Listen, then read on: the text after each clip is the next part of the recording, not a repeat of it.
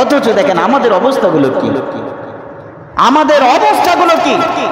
পশুর চাইতেও আমরা বেশি খারাপ হয়ে গেছি, পশুদের চাইতে আমাদের আচরণ বড় খারাপ হয়ে গেছে। আমাদের জিন্দেগির কোনো হিসাব নাই, আমাদের সময়ের কোনো মূল্য নাই, আমাদের পরবর্তী জিন্দেগির কোনো চিন্তা নাই, পেরেশানি নাই। আমি কি করছি, আমার আল্লাহ আমাকে কি জন্য পাঠাইলেন, এরকম কোনো পেরেশানি আমাদের ভিতরে নেই, আমাদের কোনো চিন্তাই নাই।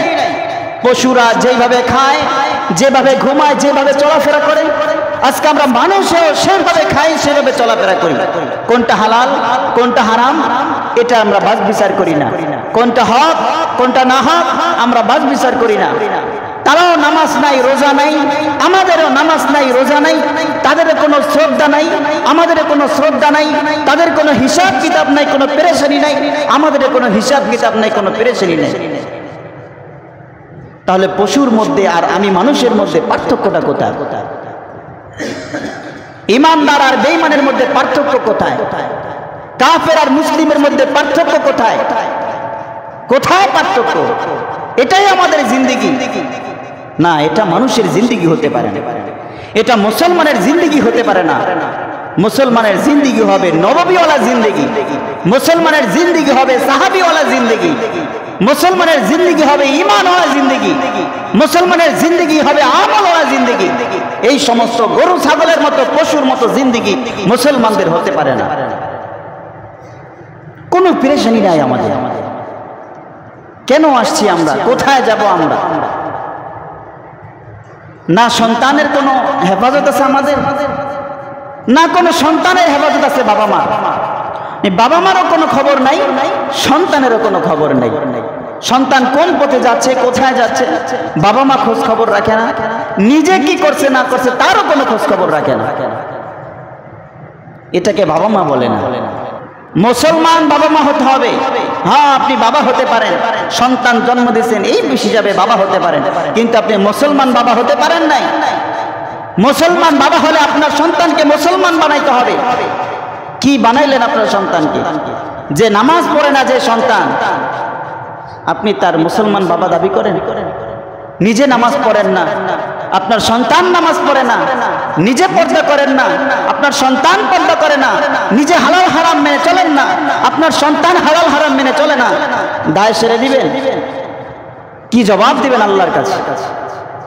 বাচ্চা তো কুকুরেও জন্ম দেয়, বাচ্চা তো শুয়োরেও জন্ম দেয়, বাচ্চা তো গরু ছাগলেও জন্ম দেয়, আর বাচ্চা তো আমাদের মতো মানুষেও জন্ম দেয়। কিন্তু গরু ছাগলের বাচ্চা আর আমাদের বাচ্চার মধ্যে তফাৎটা কোথায়? গরু ছাগল তো দায়িত্ব বোঝে না, আমি মানুষ হয়েও দায়িত্ব বুঝি না, তাহলে পার্থক্যটা কোথায় রইল? অথচ আল্লাহ তাআলা আমাদেরকে সবচেয়ে শ্রেষ্ঠ জাতি বানাইয়া পাঠাইছেন, আল্লাহ তাআলা আমাদেরকে শ্রেষ্ঠ উম্মত বানাইয়া পাঠাইছেন। কি জবাব দিব আমি আল্লাহর কাছে? আল্লাহ যখন আমাকে জিজ্ঞাসা করবে, কি জবাব দিব আমি আল্লাহর কাছে? কোন জবাব আছে আমার? কি জবাব দিব? সময়ের কোনো মূল্য আমাদের নাই। এই সময়গুলো কার? আমাদেরকে যে আল্লাহ তাআলা সময় দিয়েছেন, এই সময়গুলো কার? বলেন না, সময়গুলো কার? অথচ নামাজের সময় হলে আমি বলি যে সময় নাই। কাউকে নামাজের জন্য ডাকলে বলে আমার কাজ আছে, নামাজের জন্য ডাকলে বলে আমার এক জায়গায় যেতে হবে। কোথায় যাবে তুমি? কোথায় যাবে? কত দূর যাবে? ঘুড়ি যখন ছাড়ে নাডাইল থেকে, তখন ঘুড়ি এরকম এরকম করে, আর আসবো না, আর আসবো না। কিন্তু ঘুড়ির মালিক কি বলে? যা, কত দূর যাবে, যা দেখি। সুতা যখন শেষ হয়ে যাবে আবার তোকে টেনে নিচে আনবো, আমার কাছেই তোকে আসতে হবে। তা আল্লাহ তাআলা আমাদেরকে হায়াত নামক সুতা দিয়ে ছাড়ছেন, মওত নামক নাড়াইল আল্লাহর হাতে ধরে রাখছেন। যা, কত দূর যাবে, যা, কি করবি কর দেখি।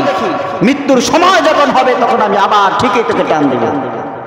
আমরাও স্বীকার করি ইন্না লিল্লাহি ওয়া ইন্না ইলাইহি রাজিউন।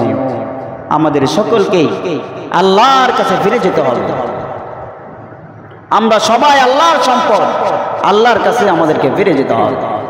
এই জন্য যুবক ভাইয়েরা আমার, মুসলমান বাবারা আমার, কথাগুলো খেয়াল করে শুনবেন। আমাদের এই জিন্দেগির কিন্তু হিসাব হবে, প্রতিটি সেকেন্ডের হিসাব হবে। এই সময়গুলো আমি কিভাবে ব্যয় করেছি। অবশ্যই আল্লাহর কাছে জবাবদিহিতা করতে হবে। রৌদ্রের আলো পাচ্ছেন, চন্দ্রের আলো পাচ্ছেন, বাতাস পাচ্ছেন, অক্সিজেন গ্রহণ করতেছেন, পানি খাইতেছেন, সব কিছু গ্রহণ করতেছেন।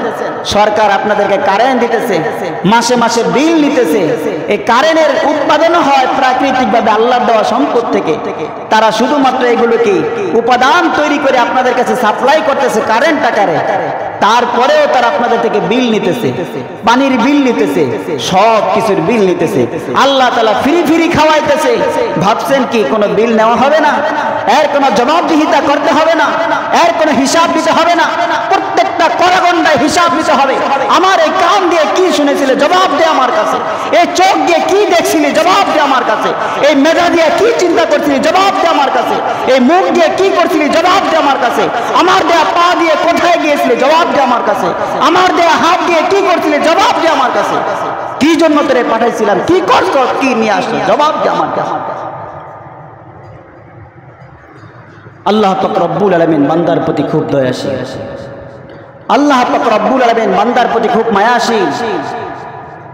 এজন্য আল্লাহ পাক রব্বুল আলামিন পবিত্র কোরআনের মধ্যে ইরশাদ করেন, ইদাস সামাউ ফাতারাত ওয়া ইদাল কাওয়াকিবু ইনতাসারাত ওয়া ইদাল বিহারু ফুজ্জিরাত ওয়া ইদাল কুবুরু বুসিরাত আলিমাত নাফসুম মা কদ্দামাত ওয়া আখারাত ইয়া আইয়ুহাল ইনসানু মা গাররাকা বিরাব্বিকাল কারীম الذي خلقك فسواك فعدلك في أي سورة ما شاء ركبك। আল্লাহ পাক রব্বুল আলামিন বলেন, হে আমার বান্দারা, ও দুনিয়ার মানুষেরা, ও মুমিন বান্দারা, আমার থেকে যে তোমরা দূরে সরে গেলে, নামাজ থেকে দূরে সরে গেলে, আমি আল্লাহ প্রতিদিন 5 বার করে তোমাদেরকে ডাকি, তোমাদেরকে স্মরণ করাইয়া দেই। আমি তো না ডেকেও পারতাম, হুকুম যেহেতু দিয়ে দিছি 5 ওয়াক্ত নামাজ পড়তে হবে সময় মতো। তোমার সময় মতো তুমি নামাজ পড়বা, কিন্তু আমি আল্লাহ প্রতিদিন তোমাকে অ্যালার্ম বাজায় দেই, 5 বার করে অ্যালার্ম বাজায় দেই। হাইয়া আলাস সালাহ, হাইয়া আলাল ফালাহ। হে আমার বান্দারা, আসো আসো নামাজে আসো। হে আমার বান্দারা, আসো আসো কল্যাণের দিকে আসো। প্রতিদিন 5 বার 5 ওয়াক্ত নামাজে তোমাদের কানের মধ্যে অ্যালার্ম বাজায়া দেই। এরপরেও সে অ্যালার্ম তোমাদের কানের মধ্যে ঢোকে না। নামাজের সময় হইলে নামাজের দিকে আসো না, মসজিদে আসো না, আমি আল্লাহকে সিজদা করো না। কে তোমারে আমি রব থেকে ভুলাইয়া দিল? একবারও কি চিন্তা করো না, তোমাকে এত সুন্দর করে কে বানাইলো? তোমাকে 2টা হাত কে দিল? তোমাকে এত সুন্দর চলার মতো 2টা পাও কে দিল? তোমাকে দেখার মতো এত সুন্দর 2টা চোখ কে দিল? তোমাকে সুন্দরভাবে চলার জন্য এত সুন্দর মেধা তোমাকে কে দিল? একবারও কি চিন্তা করো না, সেই রব থেকে কে তোমারে দূরে সরাইয়া দিল? কে তোমারে দূরে সরাইয়া দিল? হে আমার বান্দা, সময় আছে, সময় আছে, সময় আছে, এখনো সময় আছে। আমার দরবারে আসো, আমি আল্লাহর কাছে তওবা করো, আমি আল্লাহর কাছে ক্ষমা চাও।